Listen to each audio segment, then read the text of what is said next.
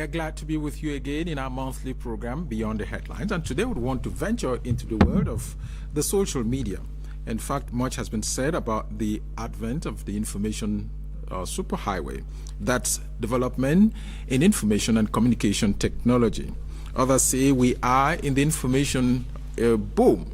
And whatever the case, it has come with the bad, the good, and the ugly side of it.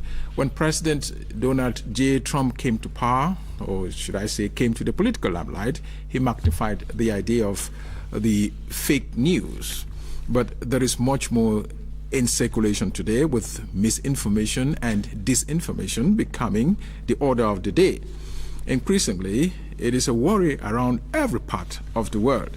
Today, we examine the phenomenon of fake news, how it has and is affecting our community, and what can be done to limit the effect. I say limit, not stop, because it's impossible for us to stop this phenomenon of fake news today. To do that with me on the program this evening, we have Nelson Tawe, a web expert. You're welcome. Thank you very much, Joe. There is Jude Romeo Nkwain, a web developer. Thank you very much. You're welcome. Thank you very much. And we have one of our venerated communication experts, Professor Boyomo. You're welcome. Thank you very much. I'd like us to begin with this question, and I'll put it to the web experts. What's the difference between the social media and the internet? Thank you, Joe. Nelson. Thank you, Joe. Maybe I should start. The difference between the internet and social media is that, well, the first thing is the internet is a global term, and social media is a little part of it. So I could give the illustration of something like the internet being a highway and social media being the cars which drive on that highway. Okay. So I make it very, very visual. I mean graphic. Simplistic. Simple, so that anybody who is watching us can understand. So the internet is a much more bigger platform, and we have other little platforms, other little substrates that come and attach themselves onto it so that they can use that platform in order to operate. So our internet is the global thing, and social media are simple applications that graft themselves onto the internet. And when you talk about these social platforms, which are the most prominent ones today? Of course, we have Facebook, we have Twitter, we have LinkedIn, we have other platforms which are Instagram, for sure, that's okay. right, and lots of others. But I think, like you said, you asked for the most prominent. Yes. Facebook, I think, is the one that hits the charts. Okay. Jude Romeo, who are the contributors on this platform or on the social media?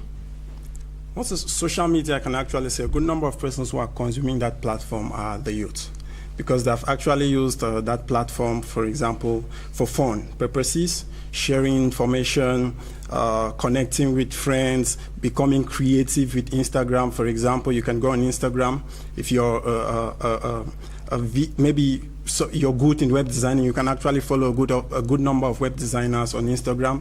Then you maybe extract the kind of information from them or what they are already doing in that domain.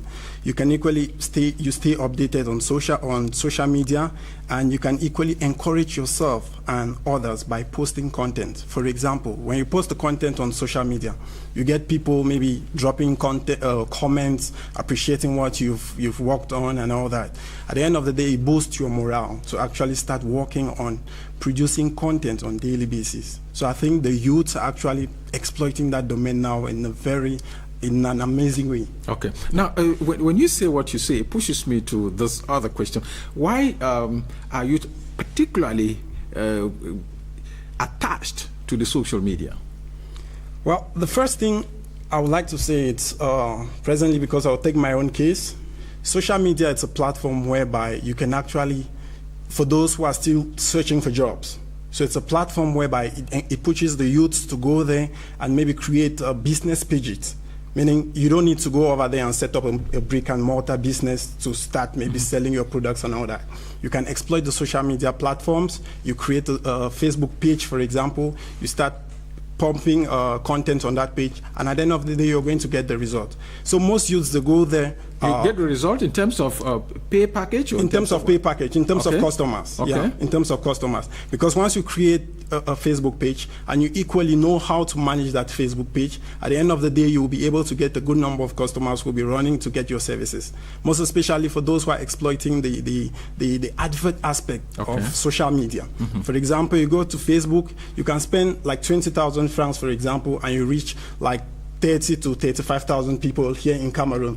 Because Facebook, we have more than 3 million Cameroonians who are exploiting Facebook presently.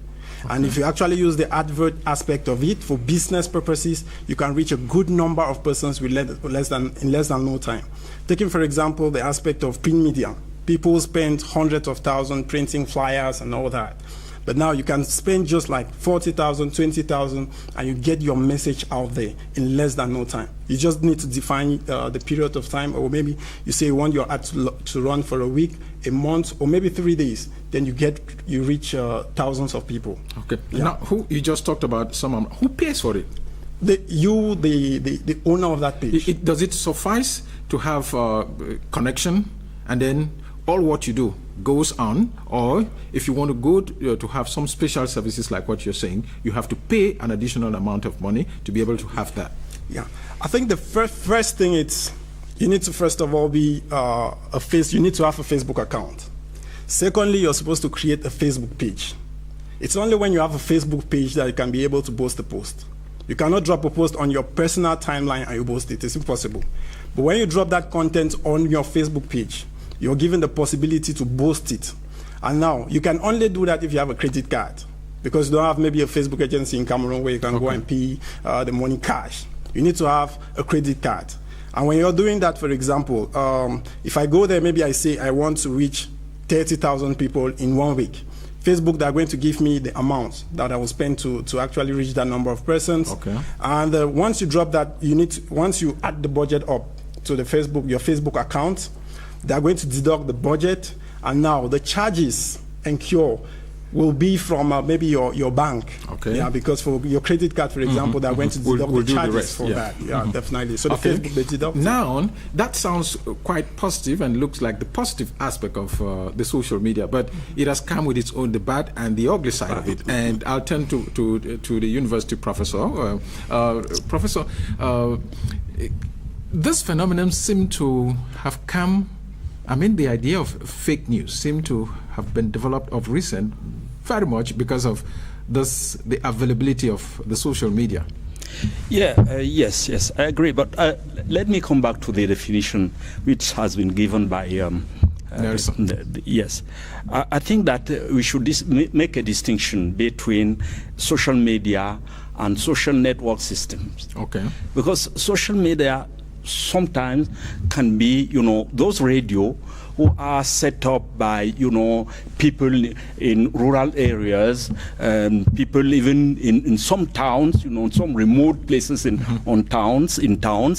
And the difference between social media and social networks system information and communication are there. Okay. Because with the networking, you can put within the system content, a false content, which is different from the false news, as you said before, because false news is different from fake news because of the use of network system to implement, fake informations. It means that you can have fake information and you just use the networks, or you use the networks and with the help of the networks you set up information which are fake, which are false. Then the situation is, to me, a bit difficult to seize, because you have cited the President Donald Trump. He said about that, he talked of something which he called alternative sources. No, not alternative truth. Okay, alternative truth. Yes, alternative truth. Alternative truth means that in his mind, something can be not true and not false. That's true. Can you imagine that? It means that in the report like to the reality, you know, you can be in a such a way that you are not talking of something which is true, but you are not talking of something which is fake either. Fake either. And then fake news becomes hard by that, have a kind of legitimacy. He legitimated fake news by saying that. Okay. And it becomes, when you say you see rules and regulation that governs that problem.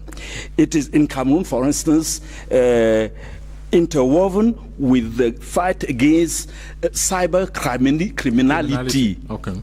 Cyber criminality, which is something very different. Okay. Because with cyber criminality, you can even scheme, let's say, SIM-box, okay, fake SIM-box. Okay. All right. Which is not fake news. Exactly. We'll come to that. But okay. I want us to watch this clip from Italy, or the European continent and the Americas, how people use the social media to try to fake information or fake news. Secondly, how you can use somebody's face, to be able to fake something, and how you can fake an event. Yeah, even identities. Exactly. So let's look at that. We'll comment about it later on.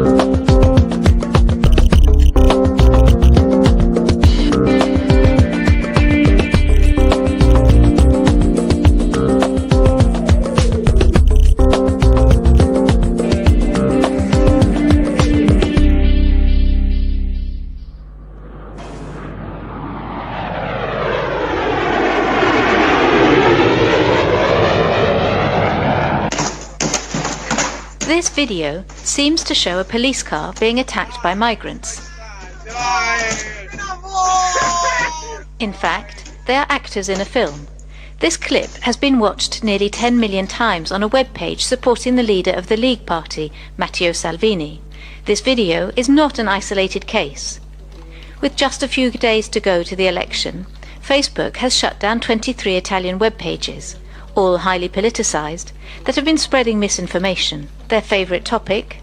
Criticizing immigration. We have noticed a very negative portrayal of immigrants, refugees or foreigners, a point of view based on stereotypes, to create a clash between the Italian population and foreigners. Buongiorno. Giovanni Zagni manages a fact-checking website that is part of a consortium of 19 European media groups launched in mid-March. Their aim is to monitor statements made by Italian politicians during the election campaign and identify misinformation circulating on the internet. We keep hearing that misinformation has always existed, but what is new is the way this misinformation is being spread. False information is produced in series and circulated online to become viral. All of this makes it a totally new phenomenon. The aim of this false information is clearly to influence public opinion. In many cases, the provenance is clearly identified. The efforts of the European Union have been centred on the identification of the source of this misinformation, and we've confirmed that several of the websites producing fake news are based in Russia. Today, the state is struggling to control the websites spreading fake news. The situation has led to a draft bill being presented in the Italian Parliament. It would ensure that internet users could only create new social network accounts by registering with a social security number.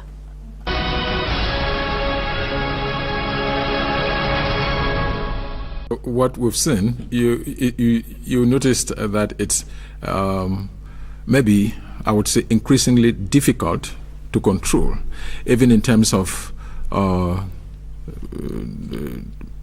identification, in terms of event, in terms of even authors and so on and so forth. Yeah. And now they're pointing an accusing finger at, from that report, Russians. And this is a worldwide phenomenon. Yeah. Anyway.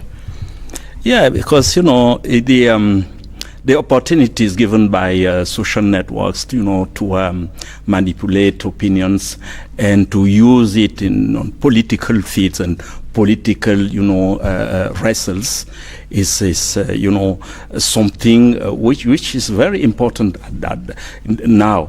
Okay. But I think that what can be done is, first of all, to make a difference between the fake news as misinformation, fake news as disinformation, okay, and fake news, the use of fake news to manipulate people, to influence opinion, mm-hmm.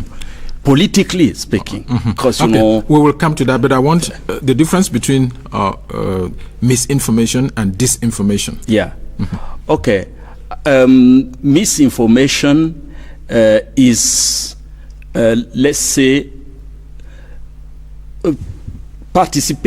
taking part in, spreading out information which is false. Mm-hmm. Right. And you can do that even if you don't know that the information is failed. Mm-hmm. Then disinformation is when you accept voluntarily, consciously to contribute to it, okay, and even to set it up, okay, and to spread it out. Yes, that put together, can we say both put together make up what we call fake news? Yeah, yes. To some degree. To some degree, yeah. To some extent, yes. To some extent. Now, when you watched the videos, what came to your mind in terms of faking identity or faking events? Yeah, faking is it's not a new phenomenon, but it has taken another dimension, and it's been thanks to the invention of other tools, because with information technology now we have lots and lots of applications, even handheld applications. You just need to draw around something and then you change the background, you faked it. You need to do one or two manipulations on your handheld equipment. Talk less of the computer, which has heavy applications. Photoshop, people have the tendency of saying this has been photoshopped or that has been photoshopped. There are even smaller and portable applications now which can quickly help you to fake things, So there's a lot of that. That's the impression I have, and that is why it is becoming even increasingly difficult to handle, to make the difference between what is real and what is fake. Not real. And so much of it is happening. Jude, you might want to chip in something. Yes, sir. Based on the video I just watched, I just have one sentence.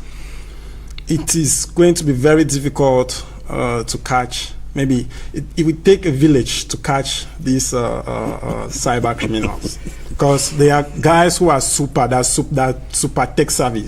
That means they can sit anywhere. They change their identity, they change their images and all that. Then they use that content now, that fake image, that fake name, to actually exploit other persons. Like Prof rightly said, disinformation and misinformation.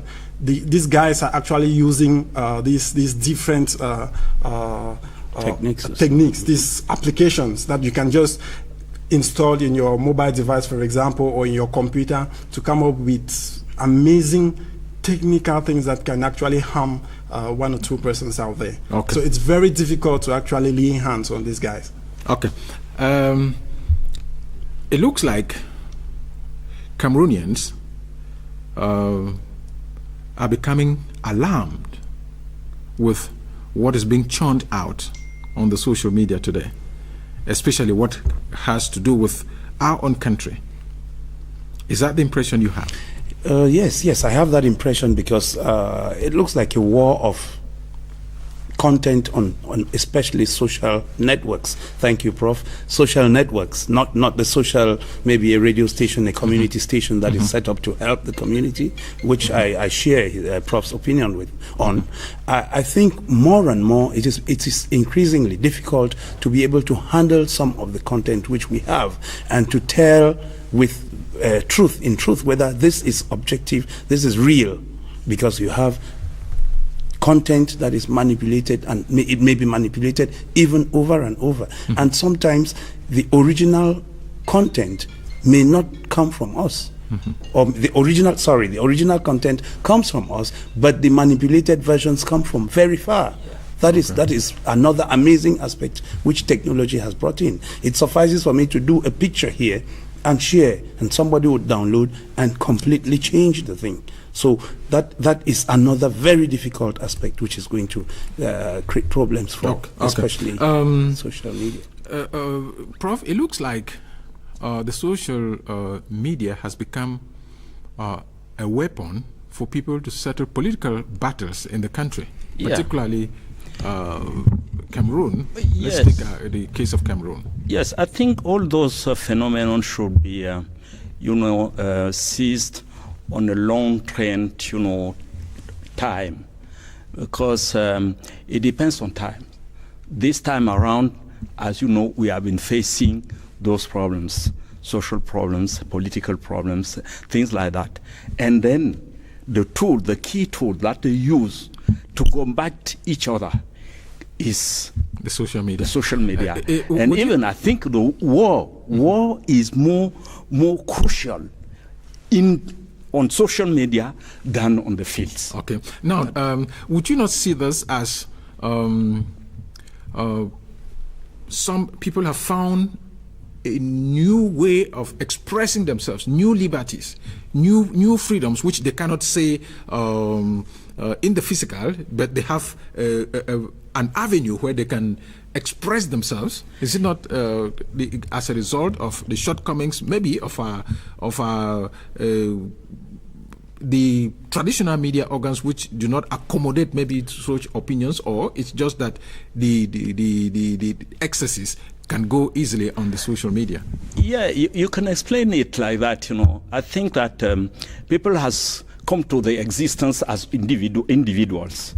Because with the traditional and conventional media, the people exist within a community.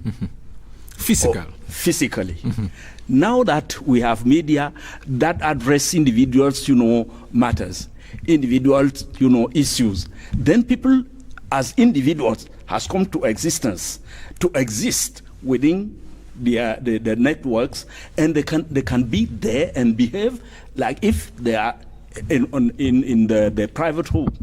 So it means that at that level it becomes even very difficult, to fight against it Because, you know, when people behave individually, law and regulation that cannot address, you know, individual matters at that level, it is very, very It becomes difficult. more complicated for the authorities. Very complicated. That's the reason why I was talking about the law. I don't know if we will come to that. We will come to that. Okay.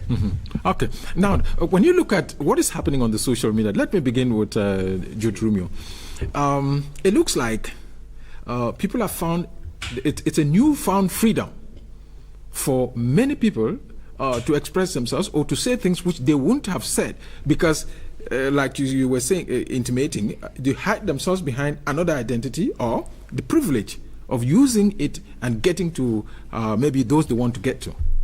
Definitely, Joe. I think social media, it's an amazing invention that we've had for the past 10 years. And taking into consideration the number of Cameroonians that we have on these social media platforms, they have actually exploited this website to maybe expressing their minds. For example, people who are maybe you sit back at home and you're scared like going out there to talk about something. People decide to sit back at home, maybe write something down and share it on their social media pages and all that. Because it's very simple. I just need to pick up my phone, go on WhatsApp, write one long message about you, then I share it to one of my two friends, and in less than 2 minutes, it's done. So one important aspect to it, because if we want to look at this, you need to take into consideration the number of fake accounts that we have here on social media. For example, on Facebook. I'll give a small statistic here. On Facebook, there are 837 million spam posts that was discovered recently, and there are 583 million fake accounts that was discovered by Facebook, and 2.5 million hate speeches posts has been dropped on Facebook, 1.9 million terrorist propaganda posts. So you look at people sit at home and maybe they come up with information just to probably tarnish the image of someone or even the state, because it might not just be an individual, it can be an organization, it can even be the state. Presently, I take the context of Cameroon, for example, for the past 3 years. It's just that I can't actually lay hands on the statistics on the number of fake accounts that has been created in Cameroon, taking into consideration the socio-political scenario in Cameroon. Because people know if I go out there and talk about the situation in the northwest and southwest region, I might be a victim. So the best thing for me to do is to hide my identity like we saw in the video. I just need to go back there, create a fake account, pick up a fake image and drop it there. And talking about these fake accounts too, I did a small research last night and I noticed, I searched Paul Biya, for example, on Facebook, Paul Biya or Biya Paul. He has more than 60 fake accounts with that same name, Paul Biya or Biya Paul. I did the same research with our Minister of Finance, Louis Paul Mutaze. We have more than 13 fake accounts on Facebook with the same name. So now I can't actually tell people what those guys are doing with those accounts because I've never accepted a friend request from them. But I believe those who are following them can actually sit back and say, yes, these guys are actually using these accounts to spread maybe false information about the minister or about the president and all that. Now, you've said what you've said concerning the president, 60 fake accounts. How do you know the authentic account? Okay, there is this aspect of verification, both on Instagram, on Facebook, on Twitter, and LinkedIn, for example.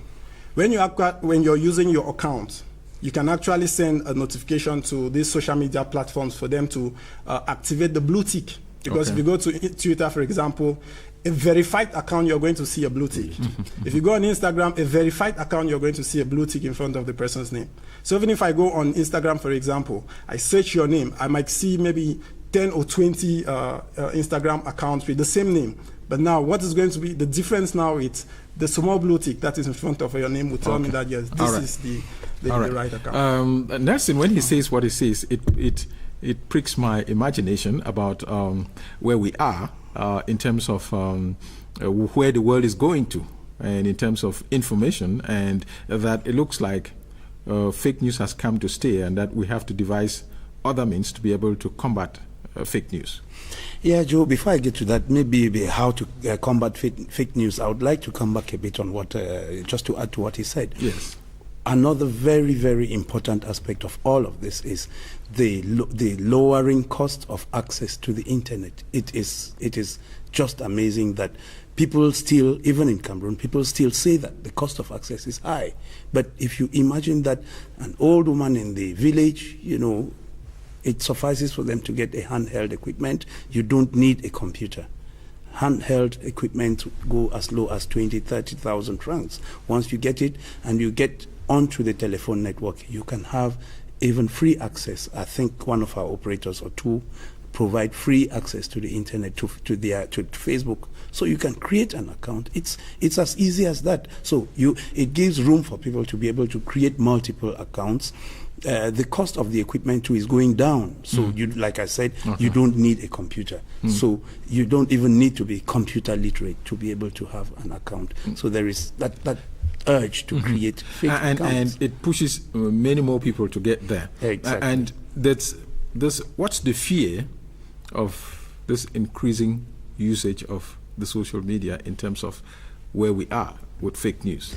Yeah, the point is that given that many people are not trained to handle data, information, which should be shared, published, I say that under the control of the venerated Prof, I think that information should be modeled before being given out to people. But lots of people who have access to this information just think that because I snapped a man whose head was chopped off and something, and I just need to quickly share it. But they forget that there are the ethics of communication.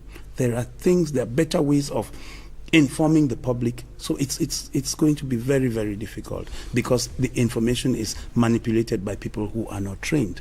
Now, people are not trained, but they manage information, which is a big challenge to the traditional media. Yeah, of course, because, you know, as I used to say, working into conventional media or traditional media, it's a conventional and irregular work. It means that it's a labor. It's a labor with people who are, you know, involved with you to, you know, to target some objectives, professional objectives and organizational objectives, economic objectives. It means that when you work within the framework of a conventional media, you are paid to do that. While here, you are alone. Even when a journalist set up a blog, a personal blog, when he publishes there, he is not acting as a journalist. He's acting like, as a common citizen who is expressing himself on social issues, you know, social matters, which is freedom. Okay. But I should add that, you know, freedom goes with all those constraints. But we know that the traditional media's responsibility is to gather, treat, and publish. But the social media, you don't treat. And as soon as you publish instantaneously, you have a tendency of getting many more people because you are the first to get access to the public. Is that not a big challenge to the social media, to the traditional media organs, because they have time, the other people don't have that time constraint? Yeah, I think that, you know, it's worldwide or even an environmental wide issue. It means that people should be educated. There's education to media. Okay. People should be educated as from the primary level up to the university. You know, the university, first of all. Second, journalists should be respected, not as, you know, a kind of working solidly, somebody who's a star, working as a star, but as a group of individuals working within the set of an organization, an institution, a journal, a newspaper, or a radio set, and things like that, not working alone, you know, as a star. That's the second thing. The third thing is that at the level of working with those equipments, they are useful. As he said, people are enriching, and it is like, the revenge of poorest in the society. Because now, with the social networks, the system, people who are poor has come to the light. Okay. And they are working. Citizen journalism. Yes. And that's not citizen journalism as such. I hate that. Okay. That means that anyone can be a journalist. Yes, can be a journalist, Okay. which is impossible, which is not unbelievable. Which means they have to respect the tradition, the trained journalists, Yes. because it's a professional duty which is exercising. Of course. That is exactly what I said. And if journalists become the references, social references, and even professional references, then the difference will be set up exactly, to know exactly where are journalists and where are those who are citizens are expressing themselves, on their sake, because it is their right. At this moment, we are in the information and communication, worldwide era. So we cannot prevent somebody, from getting access, from expressing himself. He has the right to express himself. But journalists should not be considered as common citizens expressing themselves, and they should not behave themselves as common citizens. Okay. They should know that they are working in a labor set with the collaborators, with even professional norms. Yes, professional norms and ethics, and leaders and managers who pay them. Okay, that's all. Shouldn't journalists? I know CRTV has a website, but shouldn't the traditional media take this as a challenge to be able to counter this idea of fake news by becoming more faster and more relevant? I think that's the problem that we have with the traditional media, because if an event takes place and we are waiting in a community to have it published, and we wait for the traditional media and it doesn't come, what happens? The guy who has the pictures, of course, will publish. That's one of the challenges. That's one of the challenges which we have. So it is imperative for the traditional media, which has to accept the changes in the media landscape, that is, embrace publishing online, to go faster, a little faster than going to the field, filming, coming to edit, and then entering the voice and sound and putting graphics before they display. They have to be expedient in the way they do their coverages. Go to the field, cover instantly, give us little bits and tidbits or the major highlights on the social media platforms before you come to the traditional media. That way, I think that a good chunk of the problems would be solved. So people are informed in time, even if they don't have all the facts. Let them have at least the highlights of what gist of it. Happened. I'd like us to go to this story which Cynthia Saptala did for us on the situation of this phenomenon in the country, the situation of fake news in Cameroon today.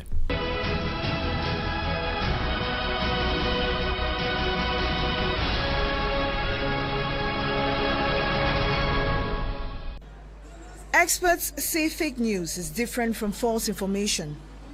With fake news, it is written and published information with the intent to mislead in order to damage an agency or to increase readership. False information on its part is, according to experts, an error which can be retracted in a communique. With the advent of ICTs and digital news and the use of social media, junk news has increased in Cameroon. Often you have job offers online and information on public figures which turn out to be untrue. You often see these fake news on social media platforms like WhatsApp, but with time, you learn not to take these things seriously. I think those sending such fake news do so with the interest to manipulate others. It is so common in the political sphere. I think fake news is not just spread on social media. Sometimes certain TV stations and print media indulge in this. I know it is difficult to know who is sending such information online. but when I read these fake news, I know it is not true.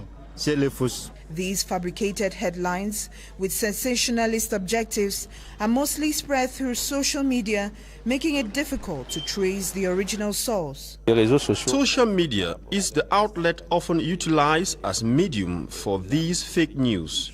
The reason is because with just one click, the information is out there for a larger public almost instantaneously. And once the information is out, it is difficult to get the source, given it is forwarded from one individual to another in seconds. To find the perpetrators of these fake news, we need ICT experts capable of detecting the original publisher of such information. It is extremely difficult to discover those behind fake news, but I believe it is not impossible. The relevance of fake news has increased in post-truth politics, with sometimes opponents ready to generate and propagate these informations during elections in order to influence public opinion. The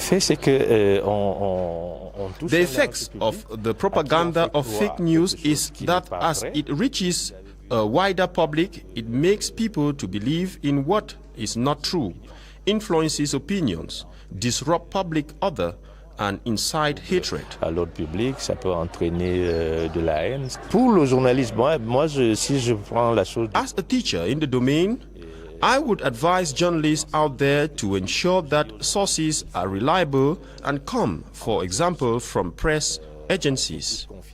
It is important to verify several times all information gotten from social media.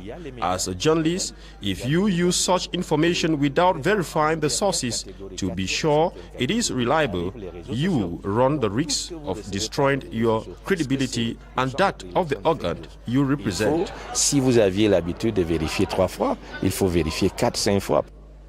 Given that fake news undermines any serious media coverage, experts also add that it is imperative to look for many other attributes, not only limited to the content of the information placed at the disposal of the public.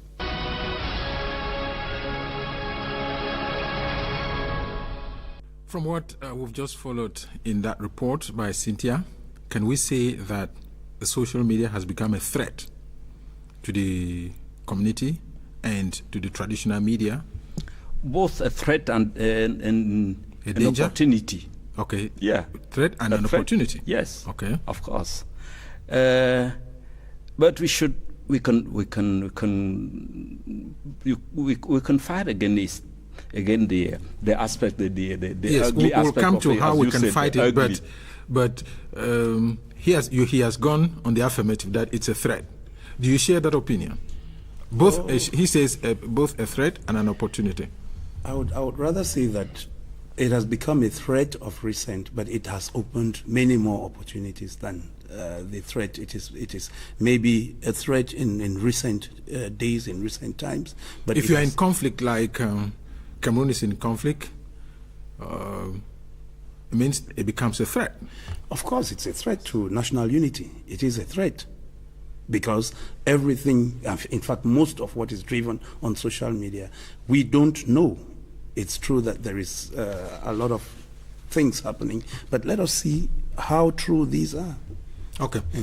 Can the content be checked or controlled? Oh, well, for social media platforms, I think it's practically impossible. Because I'll take an example. I have a good number of friends who are running blogs. They have blogs out there. What they do is, like we watched in the previous video, everybody wants to get a story that will go viral. So what they do is, maybe the journalists who are trying to respect the norms, they can take like 10 hours or 15 hours to actually verify the content, write it down before publishing. Those guys are out there just to get the headline. So they just want to get the headline, write content inside, even if it's not true, publish it on their blog, and then share it. And one most important thing is, it's very difficult with our present in Cameroon. I don't think we actually have a structure or an agency that can actually stand up and say we want to verify the validity of all websites in Cameroon. I don't think we have one here. But now, there is one point. I think Cameroonians are actually the ones, some Cameroonians are actually the ones who are actually pushing, sending out the fake news. They are participating in that channel. For example, a blogger picks up a title, writes information that might be false, publish it on in his blog. Then the next thing is the first thing they do is after publishing the content on the blog, they share it on social media, because that's where they can actually reach a good number of persons. And now Cameroonians, they don't like reading. Most youth, for example, they hate reading. So once they get that amazing title, the next thing is they click on share. They click on share, or they start commenting based on the title that I've seen up there. I have a good example. I have a blog. Once I post a content on that blog, at the end of the day, the first thing I do is I share it on social media. I share it on Facebook, I share it on Instagram. I come back after 2 days to verify the statistics, how many persons I have reached already. When I go to the statistic on my website, I notice, for example, maybe 50 people have visited the web page to read that content. When I go over to Facebook, you're going to see probably like 1,000 or 2,000 people who have reached that content, and maybe 500 or 700 people who have shared the content or commented under that information. So it's clear that they don't read it. They concentrate on that title and they start sharing, because the most important thing is I want my friend to equally see this. Not the user, he don't even care whether I'm going to read the content before sharing. No, they just want to share so that the information should go viral. So you notice that the real readers, like those who are reading the information, are less than probably like 10 or 20%. Then those guys who are actually spreading the fake news, or those guys who hate reading, they are like 70 or 75%. Okay. So they just click on share, they start commenting, they invite their friends, they tag their friends so that they can actually see that title and come up with a story that will keep them moving. Okay. Yeah. Can fake news be checked or controlled? Yes, fake news can be checked. I will give you a technique which we use. On the internet, developers have what is called, well, they're little techniques, little programs, little robots that crawl the web and look for keywords. And these robots are called algorithms.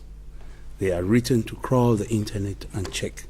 So if there's regular use of words which are irregular, which are not supposed to be on a platform, they can be identified and therefore alerted. The administrators of such platforms are alerted, and then you will find out whether or not. So that way, if somebody mimics your identity, you can put your name online, you can put your name as in one of those algorithms for them to echo. So they will echo back to you, and you'll be able to go onto that particular link where your name has been mentioned, talking about names, and then you find out what has been published, then you can denounce it. So that's a way of checking. In other words, it's practically impossible to control the content of... The problem with controlling content is the huge number of people, users, at any given time. Yeah. Okay. Yes, but it is possible. If we had fewer people using the internet at any given time, it would probably be even easier to control. But now that we have, it's difficult. Universities with the plagiarisms.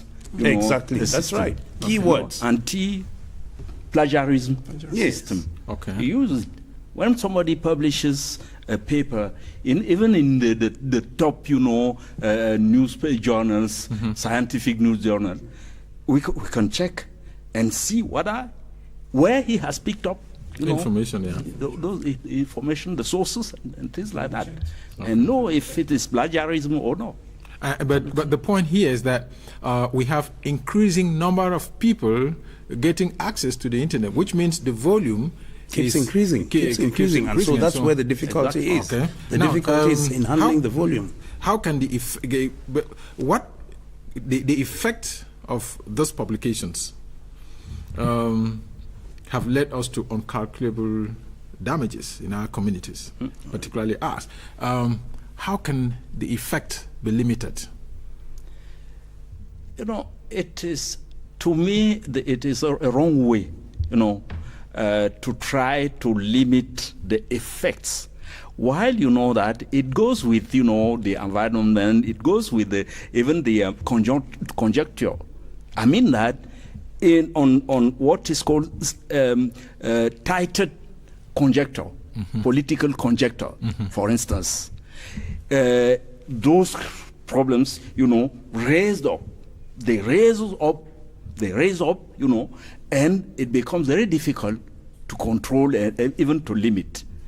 Under those conditions, which are social conditions, political conditions, and historically, when there is peace, the volume of those questions are reduced, and then it is, they don't have anything to talk about. Yes, because they don't create. Even when they create, the consequences of those fake creations, are limited. Okay. But when it comes to an historical, set of time, where is war, conflicts, social conflicts, cultural conflicts, things like that, then there are tools used by, stakeholders, political stakeholders, to combat each other. What the professor says is quite interesting, because it looks more like it's not only the responsibility or that those who use the social media, people use the social media to settle scores, from what he's saying, and that it has become a usable tool in the hands of whoever wants to exploit it. Yeah, Joe, I think we said it earlier at the beginning of this program. We said that people, when they sit in their little rooms and they have access to their platforms and, of course, to cheap internet, they have cheap internet access, affordable internet access, they can do that. You sit there and you do the mud slinging from your bedroom. You're lying on your back and you're slinging mud and you're backstabbing. The same thing happens even within political spheres. The same thing happens. So it's like I said, it boils down to the fact that people have access to cheap equipment, have access to cheap internet. And is it good to reply to an insult on the social media? It will all depend on how you look at it, because what is an insult anyway, and what is that insult? Or a fake news about you, or about sometimes they say let sleeping dogs lie. Sometimes when you allow the thing, somebody insults you, you just ignore it. Or says chants out something fake about you. Yes, you just allow it to I have seen many cases where fake information has been published about somebody, and the person just says, what the hell, and then the thing dies a natural death. But when you go responding, and because your response, of course, is taken by, especially now that they're what they call groups. Facebook, WhatsApp is trying to do some laudable job by limiting the number of persons per group to 256. Above that, you can't get any group. But before, it used to be hundreds and thousands of people in groups. WhatsApp has reduced the number of persons to whom you can share. So that also curbs the number you share. Maximum is 5. So if you have five groups of if you have 5 groups of 256, you can share. Okay. That's the maximum. But if you have 20 groups of more than 256, there's no way you can do an instant share to all of them. You move in batches of 5, and it is a painstaking process. So all of that is a way of curbing the amount of information that can be churned out to people at the same time. So to me, those are control mechanisms, and I'm sure that in the days ahead we will see more from especially the developers of these platforms. Many more techniques will be used to curb the amount of data that can be churned out in 1 second by an individual. Government seems to be running behind the social media, Prof. Yeah, but they have set up, rules and regulations. Exceptionally, in 2010, the law governing the fight against cyber criminality and cyber terrorism, with the objective of building up trust in electronic communication networks and communication system, establish the legal regime of digital evidence, things like that. It has been done, already. It has been done. But from, even though that has been done, but we see that the effects are still there. Yeah, of course, a law is not there just to stop, the effects done, to condemn those who, go against what the law says. Okay. That's the reason that I think that we should consider those things as tools, because as I told you, even now, if you sue somebody for blackmailing you into courts, you would see that if you are a renowned person, a public person, the media, we talk, they cannot amplify. Stop. Yes, amplifying we'll follow the fact event. And follow. But if you do nothing, then nothing. Somebody blackmails you, then you say nothing. Then nothing will happen. People who knows you will be very astonished, for 1 week or three weeks. And then after that, that's all. It dies. Then I think we should have those. What is for me very crucial and a tremendous stake is the consequences, the economic and political consequences of that. During some set of times, period. Because a period of terrorism are those periods whereby those tools become, very important, and then the destruction, derives the consequences coming from that becomes, very enormous. But in the, ordinary common time, there's no problem. Shouldn't people, for example, set up parallel websites to churn out correct information, or just try to rectify issues which they see go wrong in society, so that will help to curb the amount of fake news? For example, if you have to read about Cameroon, you go to a website and you get the correct information, and then those who are propagating false information or misinformation or fake news, people will go there to get it, but when they want to get the right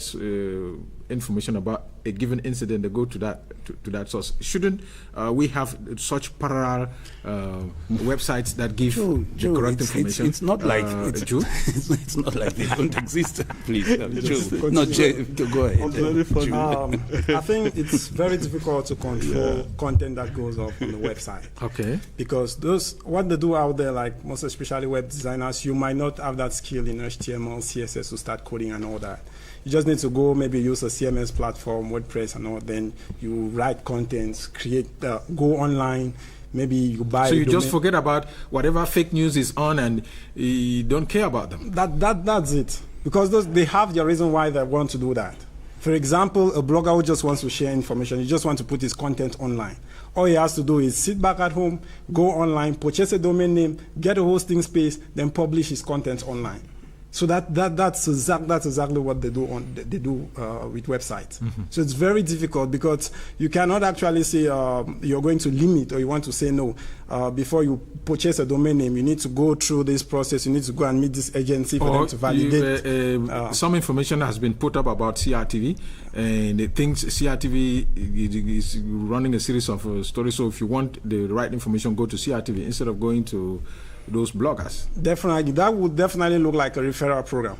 So at the end of the day, if you're a blogger and you write maybe a summary of a content, then you refer people to another website, people know that you're going to lose that credibility online. Okay. Because they know you're a blogger, but at the same time you're trying to maybe send people to another website to go and get the validity of what you summarized in your own content. So everybody is trying to be the king in his own small blog. So that's what is happening out there. Yes, Nelson. Yeah, just to add to what Jude is saying, it's not like like the authentic websites don't exist. It is just that the people like have, sensation. People have a crave for sensational news, and most of the time what is sensational is usually not true. So what happens is that effectively there are websites that have authentic information, and that brings me back to the fact that the idea of fact-checking.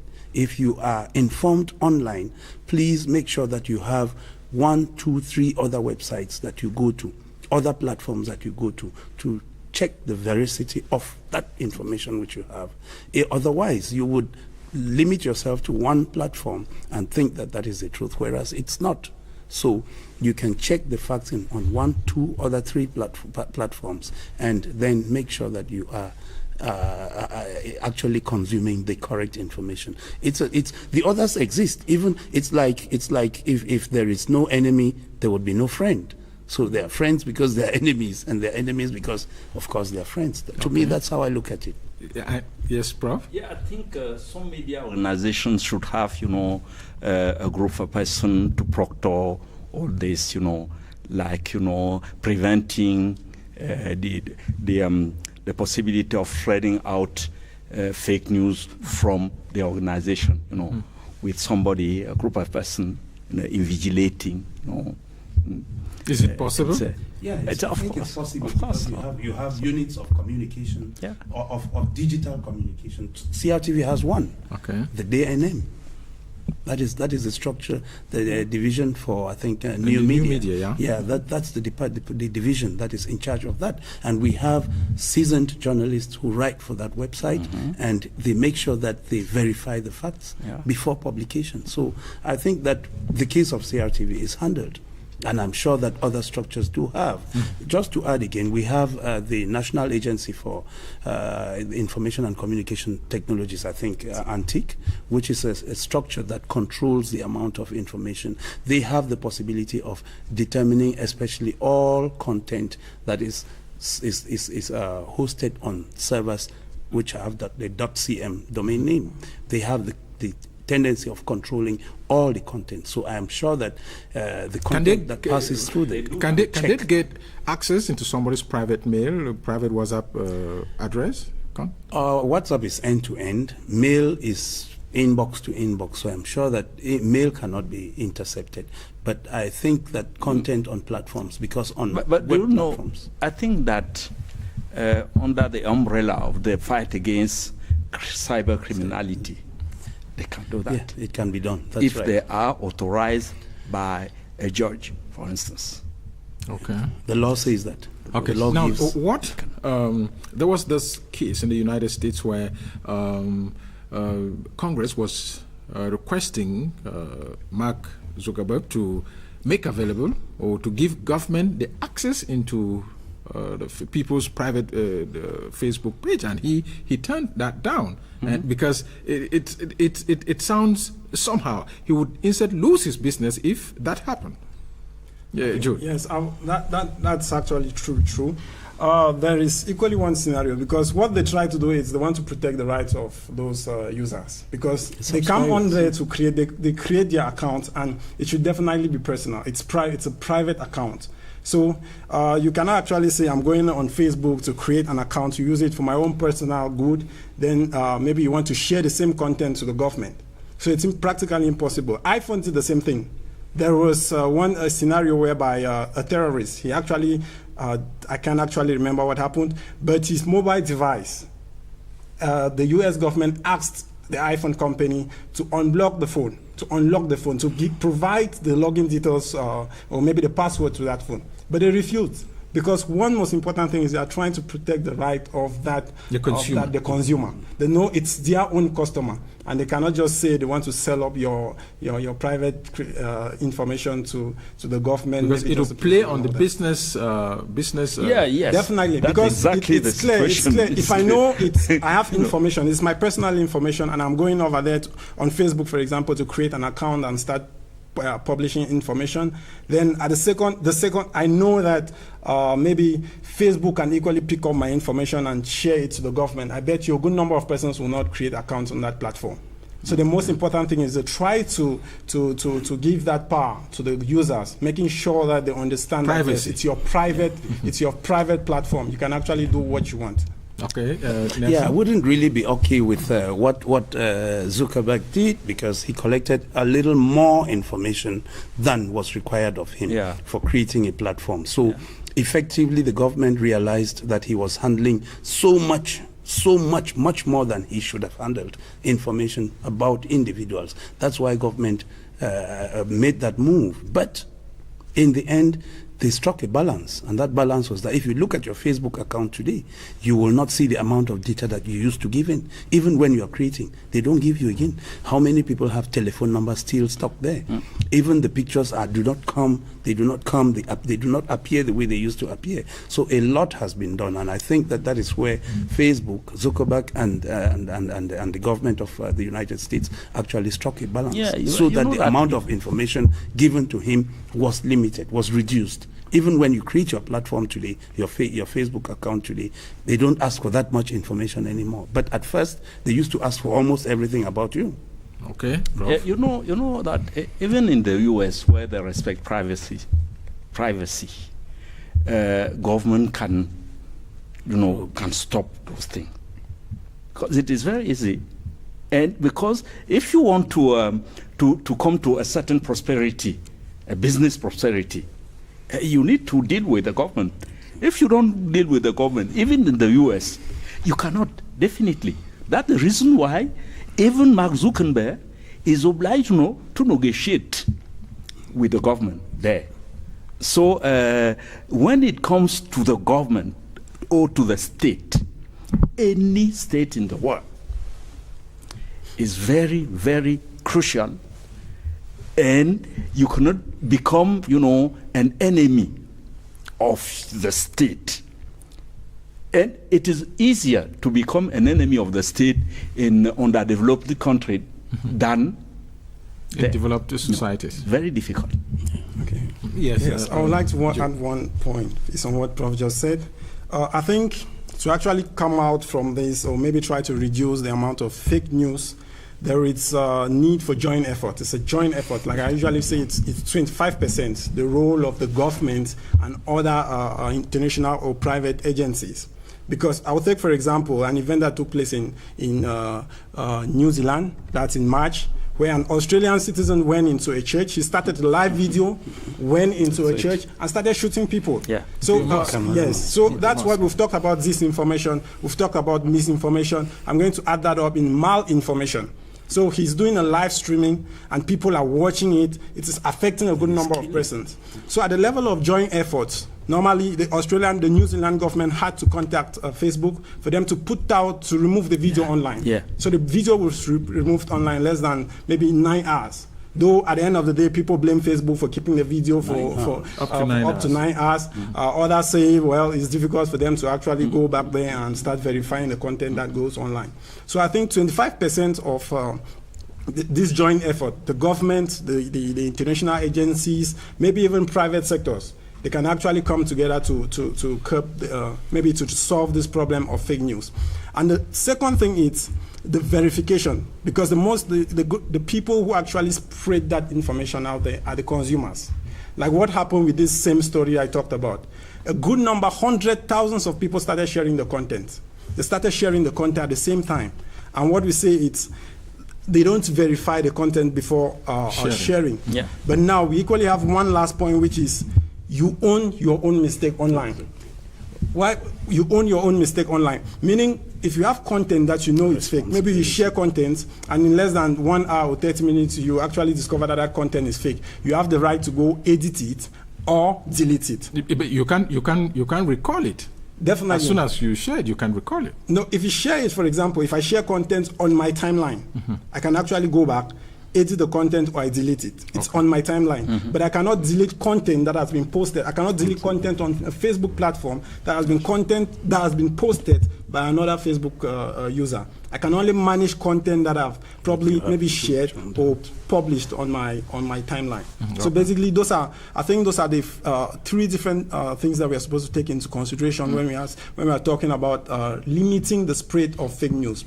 joint efforts with government and private agencies, verification of content before sharing, and owning your own mistake, going back there to edit and delete content that you've verified and accepted that is fake news. Okay, Nelson? Yeah, I think that's where I just tell a little short story. Of course, it's somebody who publishes a story on WhatsApp. With WhatsApp, it's different. You have up to 7 minutes within which you can actually delete your account, your content. What many people fail to do is to go back, revisit their posts. In fact, the first thing you should even do is read through your post before you validate it. Even if you have validated and you read through and realize there are errors, you can edit. And the first thing, especially on WhatsApp, is you can copy, then you delete it, then you paste anew, and then edit it before you validate. It's little advice that can help in so many situations. On Facebook, it's about the same thing. Verify what you have written before you post. On other platforms, it's about the same thing. Okay, so maybe the last viewpoints, then I'll end with our professor. How can we be one another's keeper as regards the fake news? He said it, you've added something. So what contributions? I know that we're limited in terms of the rules which have been enacted by Parliament, but what additional thing must government do? Government must be quick at reacting. Quick at reacting, meaning that it should put in place the structures that can be able to monitor whatever happens. And of course, that is infrastructure. I mean, so it takes a lot of investment to do that. So government should be quick at reacting. The individuals, the citizens themselves must be responsible, because if you are irresponsible, of course, that takes us to, in fact, those are the 2 points I'll just talk about. Government should be quick at responding, investing in providing adequate infrastructure and the true information also. Yes, true. Of course, you go to somebody's office and they tell you that, no, if I don't have the okay from my minister, I can. When you get to the minister, he wants it from the higher person. So let them give out information which can be verified so that we publish on our platforms. That's the first thing. Okay. You wanted to say something? Yes, I'll equally add to what. I think infrastructure is actually one important aspect that the government has worked on, but the second one is the personnel. Yeah, because you can have the infrastructure, but you don't have the personnel that will manage that infrastructure. I'll take a very good example. I was shocked when I went online yesterday to do a research on how many ministries' websites in Cameroon are secured. I noticed we have just like 2 or 4% of ministries' websites in Cameroon that are secured. Meaning, at that level now, we need a good number of persons who are actually specialists in that domain, who can actually sit back with the infrastructure he's talking about, specialists, sit back and see how they can manage maybe to curb cyber crimes or fake news and all that. So personnel is very important, then the infrastructure is supposed to come in. Okay. Prof, you have the last word. Yeah, I think that we should try to implement something like, an electronic information literacies, electronic information literacy means that as from the level, the basic level, people should know how to deal with, computer and electronic. We should also think of electronic certification, electronic certifications, things which is done now on the industrial, at the industrial level. At the industrial level, the certification is, as it is said, of the equipment, but also of the organization. Okay.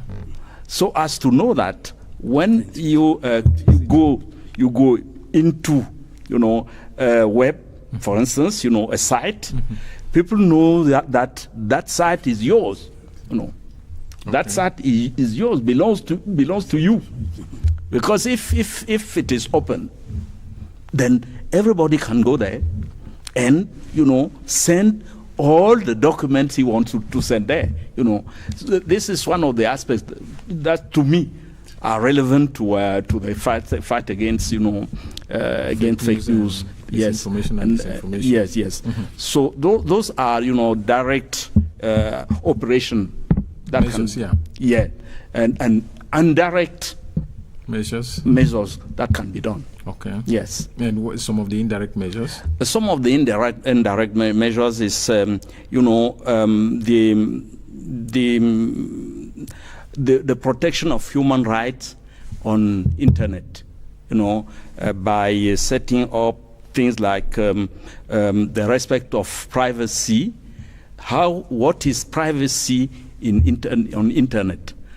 What is the sound of what does it stand for? When you say privacy, electronic privacy, which is different from... Which means we have to relook yes. and redefine them within our context. Yes. And within other contexts as well.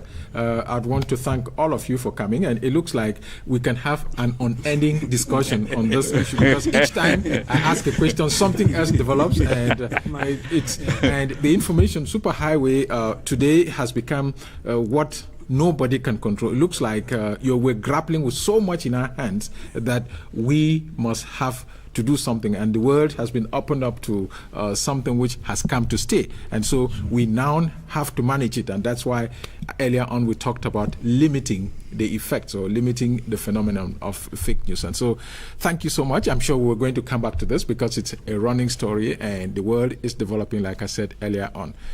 Take the rendezvous for same time in 3 weeks when we'll be on with another in the series of our newsroom program Beyond the Headlines. Until when we meet again, have a nice time on CRTV.